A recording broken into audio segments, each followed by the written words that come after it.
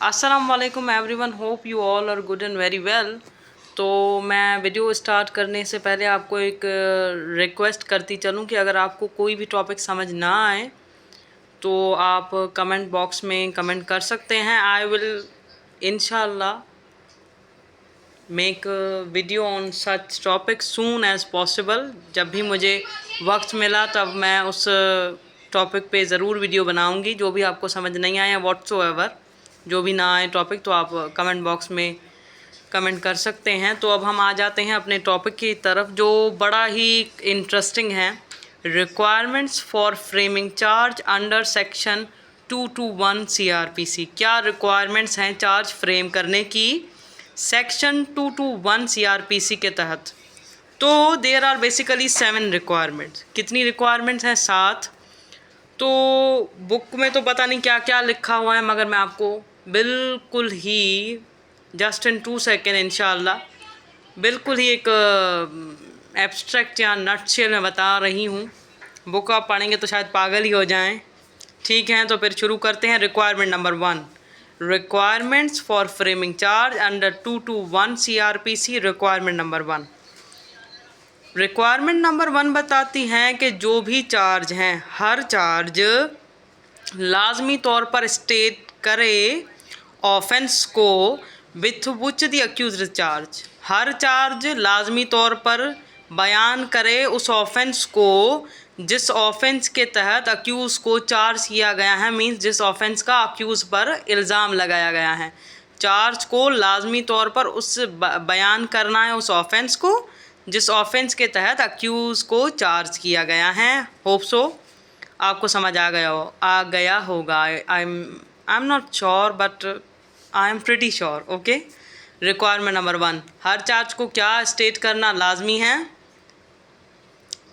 क्या लाजमी है? ऑफेंस को जिसके तहत अक्यूज को चार्ज किया गया है। अब हम आ जाते हैं रिक्वायरमेंट नंबर 2 पे, जो भी खासी आसान है I think so. Specific name of offence, sufficient description. अगर ऑफेंस का कोई स्पेसिफिक नेम है और उसकी सफिशिएंट डिस्क्रिप्शन है, मींस ऑफेंस का स्पेसिफिक नेम, जैसे कि हम चोरी को कहते हैं थेफ्ट, तो ये हो गया स्पेसिफिक नेम ऑफ ऑफेंस और उसकी सफिशिएंट डिस्क्रिप्शन। चोरी की एक सफिशिएंट डिस्क्रिप्शन ये भी है कि अगर कोई भी ऑब्जेक्ट जो ज़मीन के साथ अटैच हैं या प्रॉपर्टी ज़मीन के साथ अटैच हैं, तो आप उसे डिचैर्ज मीन्स उसे जैसे कि पंखा जो है छत में लगा हुआ है तो वो अटैच प्रॉपर्टी है, मगर आप उसे पंखे को नट बोल्ट निकाल के ले जा रहे हैं कहीं, तो ये भी चोरी की डेफिनेशन में आ गया, क्योंकि you are moving that object. जो इमूवेबल हैं वो उसे आप मूव करा रहे हैं, ले जा रहे हैं, चोरी कर रहे हैं, तो ये भी चोरी की डेफिनेशन आ गई। तो नेम क्या है? Theft as per requirement number 2। Specific name of offence, sufficient description. Means offence का स्पेसिफिक नेम क्या है? थेफ्ट। सफिशिएंट डिस्क्रिप्शन क्या है कि ये भी चोरी आ गई, तो आपने पंखे की चोरी की तो ये भी है। I am giving you example, ये तो ऐसी रिक्वायरमेंट नहीं है, मगर अब एग्जाम्पल आपको होप सो चोरी की और पंखे वाली समझ आ गई होगी। तो अब हम एज़ पर दिस सेक्शन पढ़ने की कोशिश करते हैं।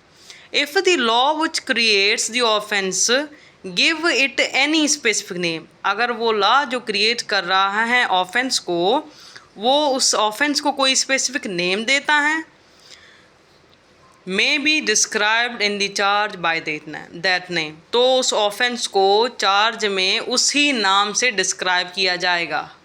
ऑफेंस को, उस ऑफेंस को जिसने जिस को लॉ ने स्पेसिफिक नेम दिया है, तो चार्ज में वही स्पेसिफिक नेम डिस्क्राइब किया गया होगा उस चार्ज के लिए।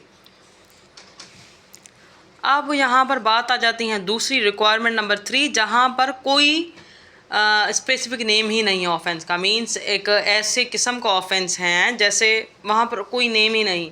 अब हम बात कर लें कि एक अक्यूज पर्सन है, इल्ज़ाम लगाएं किसी बंदे पर कि वो कराची के जो पोर्ट हैं कराची का, हम कह लें कोई बीच, उस बीच के करीब एक जगह से क्या कर रहा है, डिग कर रहा है डायमंड्स, लेट्स सपोज। तो अब ये डायमंड डिगिंग की जो चोरी है या डायमंड को निकालने की चोरी है, इसका तो कोई स्पेसिफिक नेम है ही नहीं लॉ में। As per information I have till right now, जब जहाँ तक मुझे इल्म है अभी तक के, आई डोंट नो कि डायमंड की चोरी को समंदर में से क्या कहते हैं। तो अब अगर उस बंदे ने ऐसी चोरी की है और उस पर ये इल्ज़ाम है कि उसने डायमंड चुराए हैं, वो जो टर्टल बीच के करीब कहीं से डायमंड चुराए हैं, अब इसका स्पेसिफिक नेम तो है नहीं, तो as per requirement number 3 of section 221 हम क्या करेंगे, या जो चार्ज फ्रेम करेगा, आई मीन मैजिस्ट्रेट, वो क्या करेगा, वो करेगा ये कि if the law does not give specific name to the offence then definition of offence must stated. अगर लॉ ने स्पेसिफिक नेम नहीं दिया तो जो डेफिनेशन ऑफ ऑफेंस होगी वो ये बयान करे, as to give notice to accused of matter with which he is charge with. तो उसे बस ऐसी डेफिनेशन देनी है कि अक्यूज़ को नोटिफाई कराया जा सके, या उसे सिंपल वर्ड्स में हम कहें बताया जा सके कि आप पर इस चीज़ का इल्ज़ाम है। अगर स्पेसिफिक नेम नहीं तो बस ऐसी डेफिनेशन बना के उसको बतानी है कि आपके ऊपर ये इल्ज़ाम है, ताकि वो अक्यूज़ पर्सन जो हैं जिस पर इल्ज़ाम है वो समझ तो सके कि बात क्या है। अब उसके बाद हम रिक्वायरमेंट नंबर 4 पे आ जाते हैं कि The law and section of law shall be mentioned in charge against which the offence is said to have been committed। अब लॉ वो स्पेसिफिक लॉ, जैसे पीपीसी में हमने थेफ्ट किया है, चोरी की है, और सेक्शन ऑफ थेफ्ट वो भी मेंशन होना लाजमी है, क्योंकि हमने कौन से लॉ के तहत जो हैं वो चोरी की हैं, पाकिस्तान पीनल कोड। अब उसका सेक्शन कौन सा लग रहा है, थेफ्ट का सेक्शन लग रहा है, तो आप चेक कर सकते हैं बीबीसी के बुक में कि थेफ्ट कहाँ कौन से नंबर वाला सेक्शन है। उसके बाद रिक्वायरमेंट नंबर 5 जो बता रही हैं the fact that charge is made equivalent to the statement that every legal condition required by law to constitute the offence charge was fulfilled in particular case। अब यहाँ पर बहुत कुछ बताया गया है, मगर मैं आपको एक नट बोल्ट कॉन्ट्रास्ट में बताने की कोशिश कर रही हूँ कि